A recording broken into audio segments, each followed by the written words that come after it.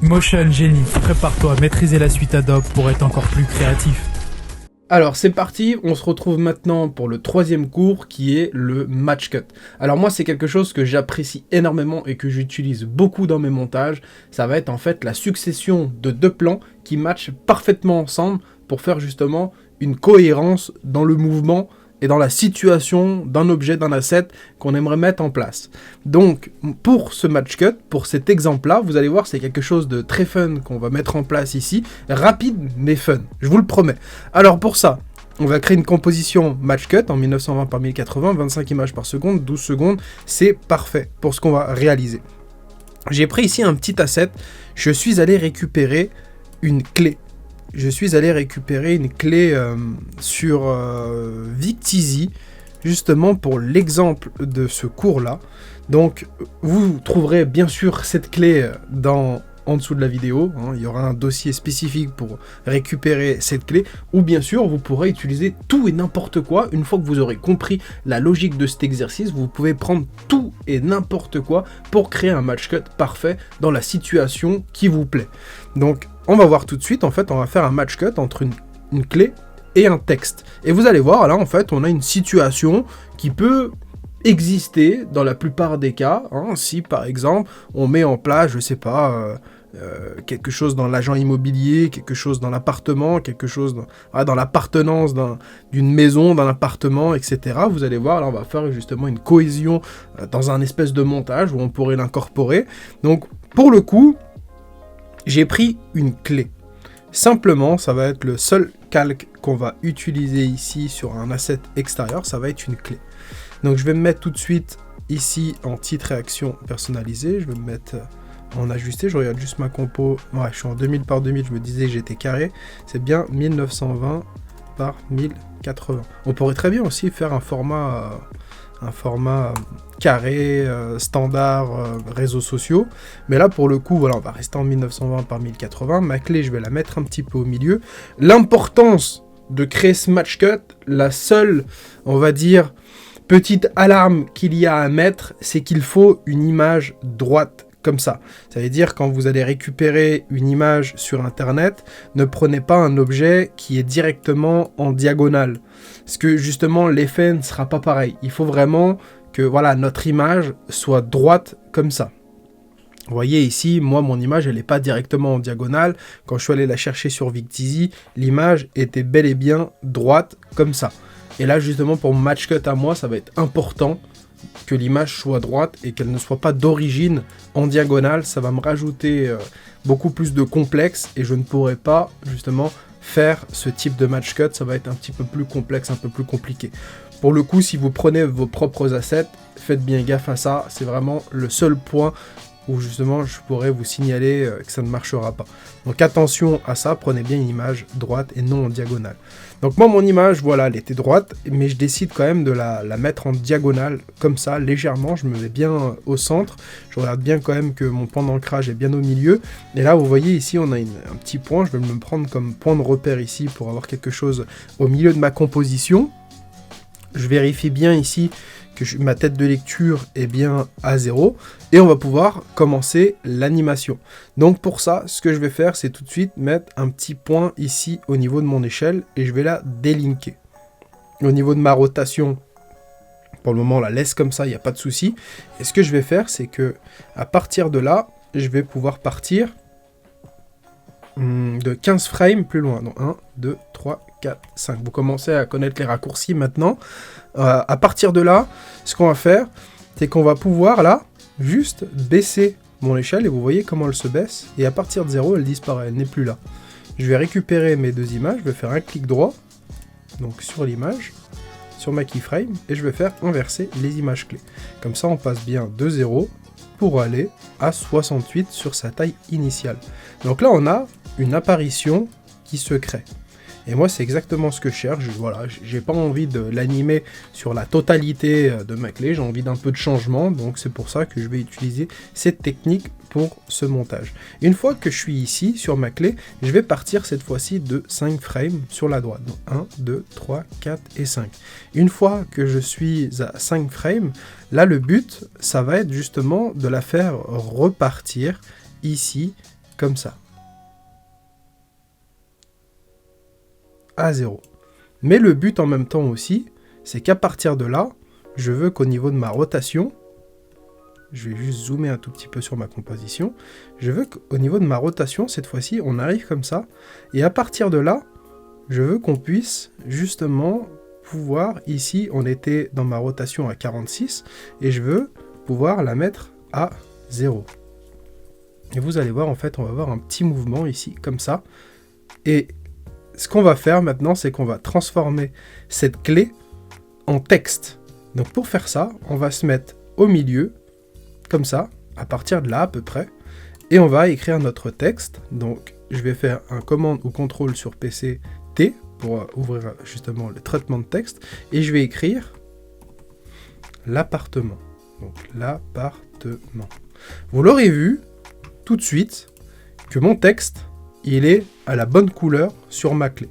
Donc pour faire ça, si vous ne l'avez pas justement comme moi au niveau de mon texte, si vous n'avez pas la bonne couleur, vous avez juste besoin d'aller dans la fenêtre caractère, donc fenêtre, et on va justement aller chercher caractère dans les C, ici, pour pouvoir ouvrir cette fenêtre si vous ne l'avez pas dans cette fenêtre ici. Donc on a caractère. Ici, on a la possibilité de changer sa couleur. Vous voyez, il change de couleur automatiquement. Je vois la prévisualisation ici. Si ce n'est pas cliqué, cliquez bien sur cette petite case pour avoir la preview au niveau de la couleur de mon texte. Sinon, vous avez juste à prendre la petite pipette et venir récupérer la couleur ici. Une fois que ça c'est OK, ce qu'on va faire, c'est que je vais bien mettre mon point d'ancrage au milieu. Et à partir de là, je vais aller le mettre au milieu, et là, cette fois-ci, par contre, tout de suite, je vais aller chercher ma rotation, et je vais aller déjà la mettre à 0 au point final, on verra après, on pourra s'adapter, mais à partir de là, ce que je veux, c'est me mettre plus ou moins comme ça, bien au milieu, hop, et moi, mon but, voilà, c'est de me mettre comme ça au niveau de ma clé.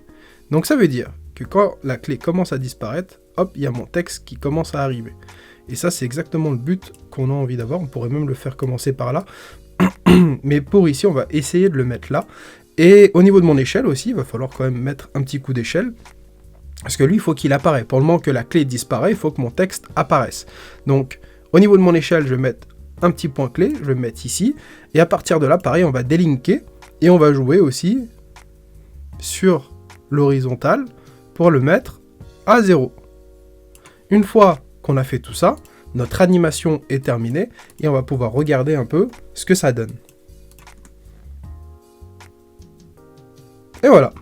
Après, bien sûr, on n'a plus qu'à lisser nos images clés en prenant par exemple celle-là. On peut aller ici, on peut justement mettre un petit coup de F9 pour tout lisser et récupérer ça, pouvoir se lisser sur les alentours de 60 par 60, pareil ici, on peut se le mettre, voilà, on fait des petites montagnes comme ça, pareil pour la rotation, hop, on peut faire comme ça, pareil pour la rotation ici. On met tout à 60, on fait des petites montagnes un peu de partout. Et on va voir un peu le résultat, la dynamique qu'on va avoir. Il reste lui aussi, au niveau de notre échelle. Donc là, hop, 66, et ici, 70. C'est parti, on va regarder ce que ça donne. Et voilà, on a tout simplement un match cut qui est en train de se créer. Quand la clé commence à rapetissir, hop, on a le texte qui arrive. Et en fait, ça s'enchaîne plutôt bien. On pourrait même justement l'avancer légèrement au niveau de l'amorce de notre texte, justement pour avoir quelque chose, peut-être. Voilà. De très dynamique, ça va très vite. Mais au moins, on a quelque chose qui match. On pourrait même peut-être faire tac. C'est là où en fait, moi ce que j'aime, je suis un peu plus dérangé sur ça, et je préfère justement travailler sur ce style de plugin, justement pour avoir cette cohérence au niveau de vélocité d'image clé, où on pourrait justement avoir quelque chose qui se ressemble à chaque fois, si on prend tout le temps les mêmes images clés, où justement on va pouvoir avoir cet éditeur comme ça, c'est-à-dire que celle-là, je vais l'utiliser au final limite pour tout, je récupère tout, et je veux avoir cette vélocité d'image clé surtout, et au final on aura une cohérence qui sera quand même beaucoup mieux en termes de transition, parce que là on peut le voir tout de suite, en fait il y a la même vitesse partout, c'est la même vélocité d'image clé, donc on a quand même ce match cut qui pour moi marche quand même un peu mieux dans cette transition là où on a une vélocité d'image clé qui justement est égale. Vous voyez ? Et là tout de suite, c'est ça en fait un match cut. Un match cut, c'est le fait de transformer un objet en un autre, donc là une clé en un texte, dans, on va dire, sur le mouvement de la vitesse. Dès qu'il y a une vitesse qui s'opère, hop, on fait la transition à ce moment-là. On peut bien sûr rajouter du flou, ça va rajouter encore un peu plus de cachet là, tout de suite, voilà. Justement, le flou va nous cacher un peu les défauts qu'on peut avoir à l'intérieur de... Non, je vais plutôt la mettre comme ça, je trouve que ça fait tout de suite la diff quand on est comme ça, ça fait quand même un peu plus joli. Et là, en fait, voilà, on a un match cut qui marche bien. Bien sûr, là, il n'y a pas trop de charme. Ce qu'on pourrait faire tout de suite, c'est rajouter un petit deep glow. On va juste lui descendre un peu l'exposure. On pourrait lui mettre à moins 20.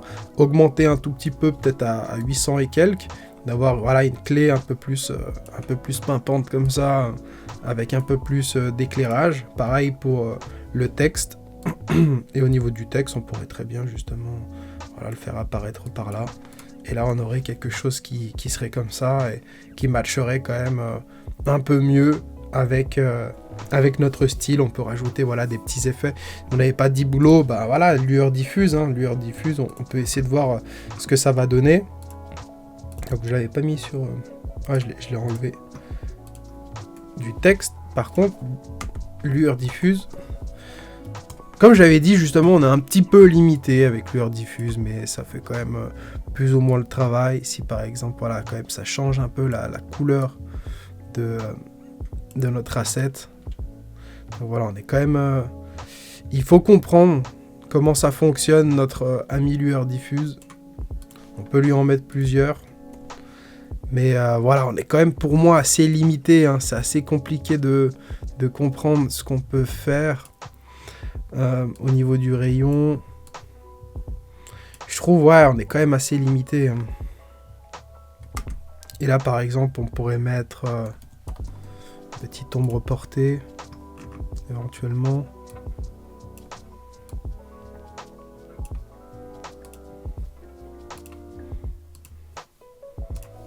Voir un peu ce que ça pourrait donner. Voilà, il faut tricher. Il faut savoir tricher un tout petit peu. Donc là, de pouvoir aller chercher justement quelque chose comme ça. Ça nous fait rajouter des effets, ça nous fait sortir un petit peu de... de la laisser plus ou moins comme ça. Et là, on voit, si j'enlève, on a la lueur en fait sur la clé et on triche en fait avec... on a une petite lueur encore et on triche en fait avec l'ombre portée pour rajouter encore ce petit effet d'éclat de lumière comme ça. Mais vous voyez, je suis pas trop fan de lueur diffuse. Si vous pouvez justement investir dans Deep Glow, pour moi ça sera quand même le jour et la nuit. Ça va vraiment vous améliorer quand même vos assets. Donc voilà, moi je partirai sur ça. Je partirai plus sur un petit Deep Glow. Comme ça, que je viendrai rajouter ici, avec toujours une petite exposure là à moins 20. On peut augmenter ça à 740-800, et on vient faire un petit copier-coller ici sur appartement, et là tout de suite on sait qu'on a quelque chose qui match, et on a quelque chose quand même de beaucoup plus joli pour moi. Donc voilà, c'était tout pour le match cut, j'espère que ça vous a plu, j'ai hâte de voir ce que vous allez réaliser avec justement vos petites créations. Donc on se retrouve dans les prochains cours, je vous dis bye bye.